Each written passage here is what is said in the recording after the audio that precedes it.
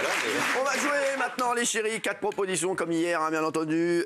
On va jouer avec toute l'actualité du jour. Chantal Goya s'en va juste après en plus, donc on joue avec Chantal aussi. Question 1. Elon Musk est en train de développer un projet fou. Lequel? Envoyer tous les rats de New York dans l'espace, commercialiser des fusées pour le grand public, implanter une puce dans le cerveau humain ou organiser un octogone entre Joe Biden et Kim Jong-un. Alors, à votre avis, allez, Benaïm. C'est la puce dans le cerveau humain. Exactement. Son objectif, c'est d'implanter des puces dans le cerveau humain afin de faire communiquer directement le cerveau et un ordinateur. C'est un truc de fou, ça. Allez, regardez. Une puce d'environ 8 mm implantée dans le cerveau, le fantasme d'Elon Musk devient de plus en plus crédible. La technologie consiste à placer un implant de la taille d'une pièce d'1 euro dans le cerveau. Équipée d'électrodes, la puce va capter des signaux nerveux et en stimuler certaines parties. La start-up va donc pouvoir commencer à recruter pour des essais cliniques. Il s'agira dans un premier temps d'aider des personnes paralysées ou souffrant de maladies neurologiques. On a payé combien pour les essais cliniques là? C'est vrai que c'est... vouloir y aller. Non, moi, j'irai pas. Hein. Moi, la seule chose qui me dérange, je trouve l'initiative plutôt pas mal, mais c'est que ça a été testé sur beaucoup d'animaux, dans des conditions qui sont, pour moi, inhumaines. On a mis des implants collés à la glu directement sur le cerveau de singe. On a installé sur des mauvaises vertèbres des implants sur des cochons. Enfin bref, il y a quand même de la souffrance animale qui a été subie avant qu'on teste sur des êtres humains. Donc, je suis quand même assez mitigé. Je ne sais pas ce que vous en pensez, mais... Si ça sauve des êtres humains, tu préfères pas quand même, hein? Qu'on teste sur les animaux? Ouais. Je pense qu'il y a des façons de faire. On peut tester sans... Alors là, il y a une différence entre tester, et entre une différence, je trouve, entre tester sur les animaux pour tester des rouges à lèvres, où là, c'est lamentable, et tester pour guérir des paralysés. Là, c'est pas la même chose. Les maladies, inutiles des animaux. Ce qu'on reproche, c'est pas qu'il est testé sur les animaux. Mais tu sais, Pasteur, il a testé sur beaucoup d'enfants qui malheureusement sont morts. Il a créé le vaccin grâce à ça. C'est l'histoire de la science. On peut tester sur des humains, alors? Non, mais alors là, c'est mieux que ça. En fait, les tests, j'ai lu ça sur un site, sur CNN pour le citer. Ils commencent les tests cette semaine sur des patients paralysés. Et donc là, voilà, exactement. Et donc là, grâce à l'intervention du robot qui fait l'interface, l'idée, c'est de pouvoir... Les animaux ne sont jamais volontaires, malheureusement. Non, mais là, ce qu'on reproche... Non, mais l'enjeu, il est énorme. Ce qu'on reproche, c'est pas qu'il est testé sur les animaux, c'est que le protocole a manqué d'éthique. Donc, qu'il est testé sur les animaux, ça, c'est évidemment inhérent à la science, malheureusement. On est obligé de passer par là. Mais ce qu'on reproche, c'est la façon dont il l'a fait, parce que le taux de mortalité des animaux a été éminemment supérieur à ce que ça aurait dû être. C'est le sacrifice d'animaux. Voilà, c'est ça. Bon, mais qu'est-ce qu'il y a? Un chimpanzé pour un homme. Donc c'est scandaleux, Cyril, d'avoir fait ça. Non. Franchement, on ne peut pas légitimer ça. Mais il fait avancer la science. Attends. Yonad, il n'est pas tout à fait d'accord avec Julien. Non, mais c'est du sacrifice d'animaux. Moi, je rejoins Valérie. À terme, on va tous devenir des cobayes d'Elon Musk. On dirait un mauvais épisode de Black Mirror. Ça me fait peur. Merci, voilà. Lui, il parle bien. Voilà. Lui, il parle bien. Allez. Et pour moi, un homme est au-dessus d'un chimpanzé. Oui, bien sûr. Merci, Gégé. Merci de... Et surtout, s'il fait... Non, mais merci d'intervenir. Ah, pardon. Parce que t'as un bonobo, toi, c'est pour ça. Enfin, si.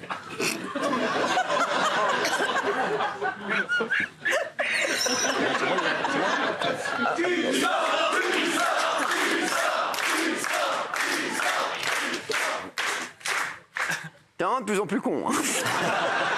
Allez, quelle invention improbable a gagné un prix scientifique majeur? Des lunettes avec essuie-glace, un slip auto-nettoyant, un décodeur de bafouilles de Jean-Michel Bert ou des toilettes à reconnaissance d'anus.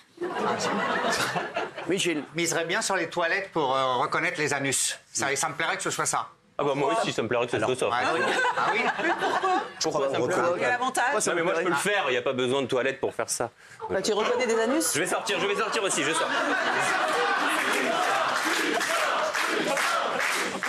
Eh oui, une université de Stanford a gagné un prix scientifique pour ses toilettes intelligentes qui reconnaissent votre anus et analysent vos selles et votre urine pour savoir si tout est OK. C'est formidable. C'est fort, sans rigoler. Ah oui, parce que plutôt que d'aller chez les spécialistes, on a ça à domicile. Moi, je trouve ça génial. Regardez.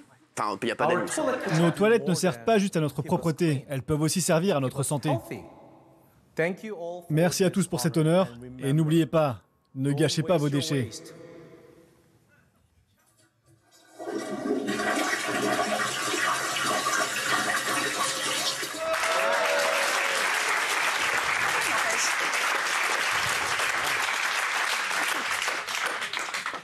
Alors, c'est fou. Ben oui, c'est bien parce que ça va permettre d'analyser si on a des maladies. Je trouve ça formidable. Ça, c'est une avancée technologique extraordinaire. Merci. Oui, vous avez déjà reconnu des anus? Bonsoir. Non, mais ce qui est vrai, c'est que l'anus, c'est un peu comme la pupille de l'œil. Personne n'a le même anus. C'est-à-dire que on pourrait aller à l'aéroport, on pourrait très bien, on montre l'œil, mais on pourrait très bien montrer son anus à l'aéroport pour passer la douane. Parce que c'est plus compliqué. C'est une preuve irréfutable. Il y a un nombre de plis. C'est un peu comme un code barre. Si vous montrez votre anus, là, je vais vous dire, je peux mémoriser votre code barre anal et on le retrouvera dans. C'est vérité. Si on monte tous les deux, on verra qu'on n'a pas le même, par exemple. On verra. Le mien. C'est ma passion. De la main. Qu'il est con. Ça va, Chantal? C'est bizarre. Je comprends rien du tout. Qu'est-ce qu'on en pense? C'est très bizarre, hein. Elles sont bizarres, toutes ces expériences. Bah oui.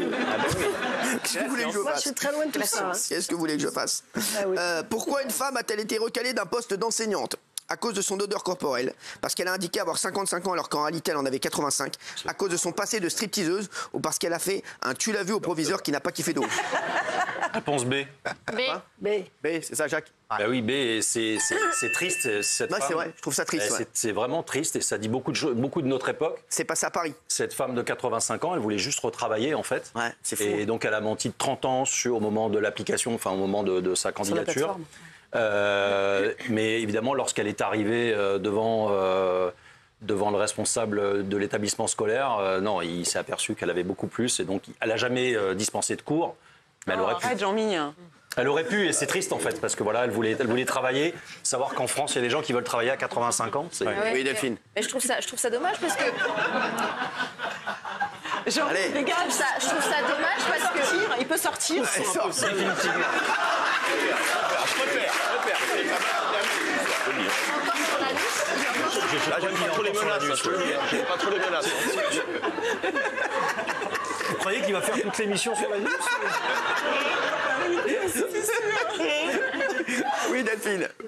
Oui, c'est dommage parce qu'aujourd'hui, en France, on manque d'enseignants. Donc, si cette femme a toute sa tête et la capacité de pouvoir transmettre, c'est dommage qu'on n'a pas laissé faire. Non, mais la question, c'est est-ce qu'elle a envie de travailler ou est-ce qu'elle y va parce qu'elle a une retraite minable qui l'empêche de vivre décemment? C'est vraiment ça, en fait. Le curseur, il est vraiment là. Je me menace plus. Hein. Je me menace plus, j'ai une équipe derrière moi, je te le dis. Je me menace plus. On ne fait plus des signes comme ça discrètement. Ça marche pas avec moi, ça mon petit peu. Ça marche, mais avec moi, ça marche pas. Encore.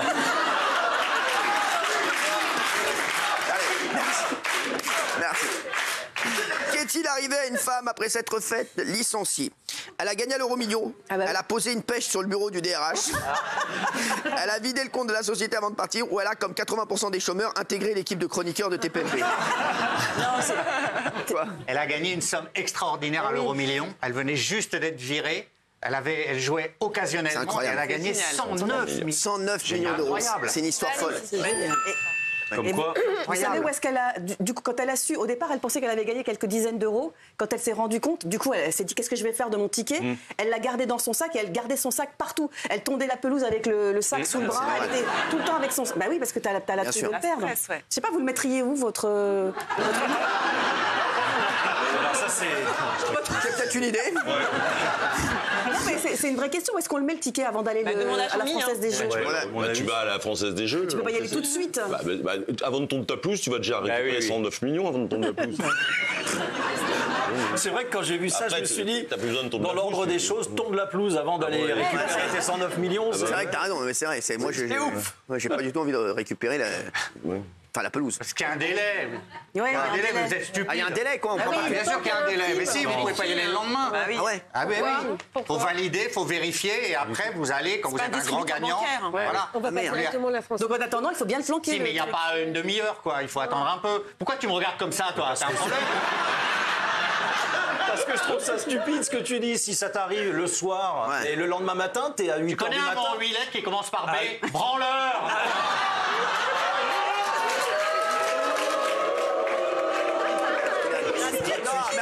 À mon avis, c'est pour hier. Il avait préparé. Il avait préparé. Je pense. Il s'est dit tiens, demain. Vous voulez que je prépare? À quoi? Pas besoin de préparer avec eux. Non mais quoi? Tu dois attendre combien de temps? Mais tu dois attendre, t'as un petit délai. Pas ce petit ton-là. Alors, pas, je vais regarder les horaires d'ouverture de la Française des Jeux. Non, mais quand t'as une somme c'est 8 comme h du matin. Non, mais quand t'as une somme aussi colossale, il y a un délai. Bravo Valérie. Alors moi, c'est marrant, mais cette question, je me la suis toujours posée. Qu'est-ce que je fais entre le moment où je me rends compte que j'ai gagné? Moi aussi. Je te jure, je crois que je dors pas, je garde le truc comme ça. Mais moi aussi. J'y vais tout de suite. Non, moi je vais voir mon à 8 h, je suis là. Bien sûr, moi je dors pas moi aussi. Non, pas moi. J'attends. Moi je vais voir la personne qui me l'a vendu. Ah ouais? Et puis je commence à faire la fête avec lui. Ah ouais? Et puis je vais partager avec lui. Mais dépense pas tout l'oseille, on sait jamais. Parce que je joue au l'euro million, moi. Au truc. Bah des fois je gagne. T'es plus dans le tabac, l'euro million. T'es chez toi devant ta télé quand tu la prends, non? C'est pas. Moi j'habite à la c'est sûr, bah oui, campagne. mais elle y retourne. C'est pas à Paris. Moi, j'appelle la mafia. Parce que la plupart des gens qui gagnent l'euro million, vous gagnez 109, vous pouvez leur vendre 120 millions à la mafia. Parce que c'est une manière de blanchir l'argent. Ils donnent 120 millions aux gagnants, ils lui prennent le ticket, ils vont toucher son 3. Mais c'est une réalité, ça. C'est une info. Et tu penses à ça? Et tu sors là, non? J'incite les gens à faire n'importe quoi. Allez, t'es fou. Bien sûr, ne faites pas ça. Il dit n'importe quoi. Il dit que des conneries. Allez. C'est hors la loi, Jean-Pierre. Malhonnête. Un voyou. Elle va plus vite. Alors, on se retrouve dans un instant avec les infos du jour. À tout de suite, nos petites potes. Merci Chantal.